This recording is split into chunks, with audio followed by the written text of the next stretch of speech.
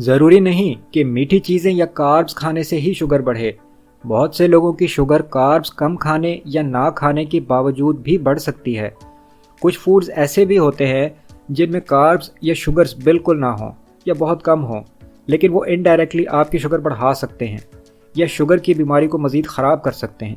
کیسے اور شوگر کے مریضوں کو کون سے کھانے یا پینے کی چیزوں سے بچنا چاہیے، آئیے جانتے ہیں آج کی ویڈیو میں۔ Food number 1، artificial sweetener. ان میں 0 کیلوریز ہوتی ہیں اور میٹھے بھی بالکل چینی کی طرح لگتے ہیں، شوگر بھی نہیں بڑھاتے، اور اسی وجہ سے انہیں ایک لمبا عرصہ پروموٹ کیا جاتا رہا اور چینی کی جگہ سیف سمجھا جانے لگا۔ لیکن حالیہ بہت سے ریسرچ پیپرز میں ان کے ہڈن سائیڈ ایفیکٹس بھی واضح ہونا شروع ہوئے اور پتہ چلا کہ یہ تو الٹا نقصان کرنے لگے ہیں۔ تحقیق کے مطابق یہ بھی جسم میں انسولین اچانک سے بڑھاتے ہیں، اور انسولین کا بار بار بڑھنا انسولین ریزسٹنس بڑھاتا ہے اور آہستہ آہستہ شوگر کنٹرول کرنے کو اور مشکل کرتا ہے۔ یہ انسولین سپائکس صرف شوگر کے مریضوں کے لیے ہی نہیں بلکہ دل کے مریضوں کے لیے بھی خطرناک ہو سکتی ہیں، کیونکہ زیادہ انسولین آہستہ آہستہ دل کی رگوں کو نقصان پہنچاتی ہے، ان کی لچک یعنی فلیکسیبلٹی کم کرتی ہے، جس کی وجہ سے بلڈ پریشر بڑھتا ہے اور خون کی گردش متاثر ہوتی ہے۔ اس کے علاوہ آرٹیفیشل سویٹنرز ہماری آنتوں میں جو فرینڈلی بیکٹیریا ہیں ان کو بھی نقصان پہنچاتے ہیں، جس کی وجہ سے قبض اور انفلیمیشن بڑھ سکتی ہے۔ ہمارے ہاں جو آرٹیفیشل سویٹنر زیادہ استعمال ہوتے ہیں وہ ہیں سیکرین، ایسپرٹیم اور سوکرالوز۔ بہتر ہے کہ ان سب کو ایوائڈ کریں۔ خاص طور پر ایسپرٹیم کے بارے میں کہا جاتا ہے کہ اس کا کچھ حصہ ہضم ہوتے وقت میتھنول اور فارمیلڈیہائڈ میں کنورٹ ہو جاتا ہے، اور یہ دونوں ہی ایک طرح کے زہر ہیں۔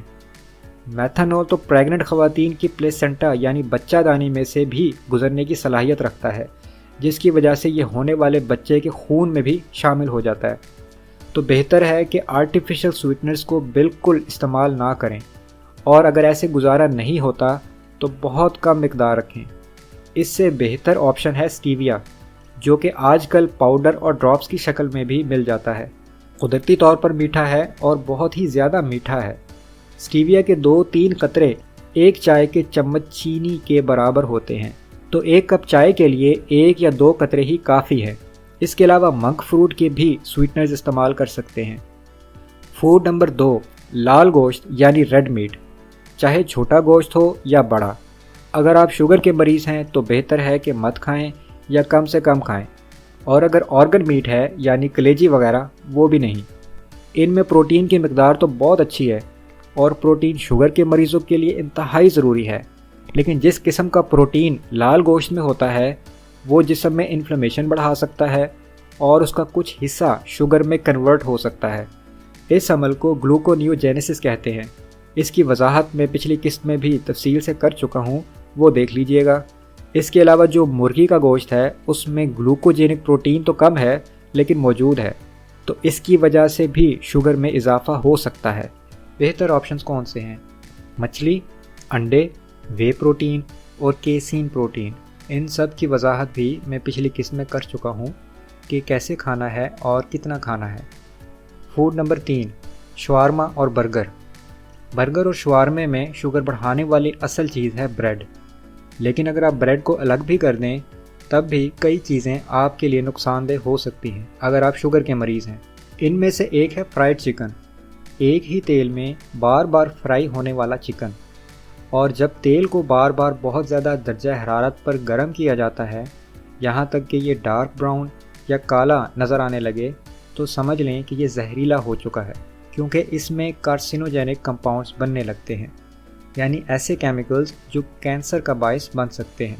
انفیکٹ ہمارے ہاں کینسر کی ایک بہت بڑی وجہ یہی تلی ہوئی چیزیں اور فاسٹ فوڈز ہیں، اور تحقیق کے مطابق آنتوں کا کینسر، دماغ کا کینسر اور خاص طور پر خواتین کے مخصوص کینسر کا بھی باعث بن رہے ہیں، اور لبلبے کا کینسر بھی، وہی عضو جو انسولین پیدا کرتا ہے۔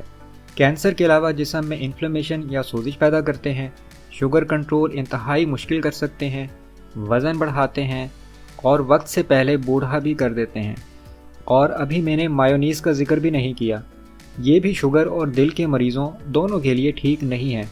فرائی کرنے کے لیے کون سے آئل بہتر ہیں اور کون سے نہیں، یہ بھی آگے چل کر آپ کو بتاتا ہوں۔ Food number 4, vegetable oils. हमारे यहाँ जो वेजिटेबल ऑयल्स आम तौर पर इस्तेमाल होते हैं उनमें sunflower oil, canola oil, soybean oil और बनस्पति घी शामिल हैं, और इन पर एक लेबल अक्सर आपको नज़र आएगा जैसे हार्ट हेल्थी या कोलेस्ट्रॉल फ्री, लेकिन इसका मतलब ये हरगिज़ नहीं कि ये सब दिल के लिए ठीक हैं और शुगर के मरीज़ों के लिए भी ठीक नहीं हैं। एक बड़ा मसला ये है कि ये होते हैं अल्ट्रा प्रोसेस्ड, और इस अमल से गुज़रने के बाद ऑयल देखने में बिल्कुल साफ़ शफाफ नज़र आएगा, लेकिन यही ऑयल जब रोशनी, नमी या हवा में रखा जाता है तो ये ऑक्सीडाइज होने लगते हैं और दिल और शरियानों के लिए मुज़र किस्म के फैट्स इनमें बनने लगते हैं। दूसरा मसला ये है कि इनमें ओमेगा 6 ज़्यादा और ओमेगा 3 बहुत कम या ना होने के बराबर होते हैं। ये दोनों फैट्स की किस्में हैं, लेकिन अच्छे ऑयल के लिए ज़रूरी है कि ओमेगा 3 की मिकदार या तो ओमेगा 6 के बराबर हो, 2 गुना हो तो और बेहतर है, और दिल के मरीज़ों के लिए 4 गुना हो तो और बेहतर है। मिसाल के तौर पर सनफ्लावर ऑयल में आम तौर पर 40 गुना ज़्यादा ओमेगा 6 होता है ओमेगा 3 के मुकाबले में। कॉर्न ऑयल में ओमेगा 6 की मिकदार ओमेगा 3 के मुकाबले में 46 से 83 गुना ज़्यादा हो सकती है। ऐसे ऑयल में चाहे बज़ाते ख़ुद कोलेस्ट्रॉल ना भी हो, फिर भी कोलेस्ट्रॉल बढ़ाएगा और दिल और शुगर के मरीज़ों में इन्फ्लेमेशन भी बढ़ाता है, जिसकी वजह से दिल की शरियानें डैमेज हो सकती हैं और शुगर के मरीज़ों में शुगर कंट्रोल मुश्किल हो सकता है, इंसुलिन रेजिस्टेंस बढ़ सकती है, जिगर और गुर्दों को नुकसान हो सकता है और लॉन्ग टर्म इस्तेमाल करने से कैंसर का ख़तरा भी हो सकता है। और बार बार गर्म करने या बहुत ज़्यादा गर्म करने से क्या नुकसानात हो सकते हैं ये मैं आपको पहले बता चुका हूँ। तो ऑयल जो भी लें, कम से कम बार बार एक ही ऑयल को फ्राई करने के लिए बिल्कुल मत इस्तेमाल करें, बल्कि फ्राइड चीज़ें बिल्कुल छोड़ दें। रोशनी, हवा और नमी से बचाएं। तो कौन से ऑयल बेहतर हैं? जैतून का तेल बेहतरीन ऑप्शन है, लेकिन ये भी फ्राई के लिए बिल्कुल नहीं है, सिर्फ सौते करने के लिए या बहुत हल्का फ्राई करने के लिए, लेकिन है बहुत महंगा। फिर एक ऑप्शन है सरसों का तेल, और वो भी कोल्ड प्रेस्ड, यानी जो तेल केमिकल और प्रोसेसिंग के बगैर देसी तरीके से निकाला गया हो। इसमें आपको ज़रात भी नज़र आएंगे जिन्हें अलग किया जा सकता है। ये भी नहीं तो कैनोला ऑयल, इसमें आम तौर पर ओमेगा 3 के मुकाबले में 2 से 3 गुना ओमेगा 6 होता है, तो ये गुजारा करने के लिए ठीक है। बनस्पति घी से बेहतर है देसी घी इस्तेमाल करें, लेकिन इसमें भी सैचुरेटेड फैट्स होते हैं, लिहाजा कम से कम मिकदार इस्तेमाल करें। फूड नंबर 5, चावल। सफ़ेद चावल शुगर बहुत तेज़ी से बढ़ाते हैं। इनका ग्लाइसीमिक इंडेक्स या GI चीनी से भी ज़्यादा है। फिर आप चाहे इसके साथ सब्ज़ी, दही और चिकन वगैरह ही शामिल क्यों ना कर लें, ये शुगर फिर भी बढ़ाएगा। अगर बहुत ज़्यादा पसंद हैं तो एक प्लेट का चौथाई हिस्सा चावल और उसमें इतनी ही मिकदार सब्ज़ी और सलाद की शामिल करें, फिर मुमकिन है शुगर में इजाफा तेज़ी से ना हो। ब्राउन राइस इससे बहुत बेहतर ऑप्शन है, लेकिन ज़्यादा मिकदार में ये भी शुगर बढ़ाएगा, लिहाजा हाफ़ प्लेट तक खाएं और सलाद के साथ खाएं। रात को चावल कभी मत खाएं, बेहतर है कि दिन में खाएं जब आप जिस्म में बनने वाली शुगर को काम काज के लिए इस्तेमाल कर सकें। Food number 6, sugar free biscuit या डाइट बिस्किट। इनके अगर आप अज्जा चेक करें तो आपको नज़र आएगा गंदम का आटा, सोर्बिटोल, माल्टीटोल और वेजिटेबल ऑयल्स। सोर्बिटोल और माल्टीटोल ये दोनों शुगर अल्कोहल हैं और अक्सर लैक्सेटिव्स में भी इस्तेमाल होते हैं।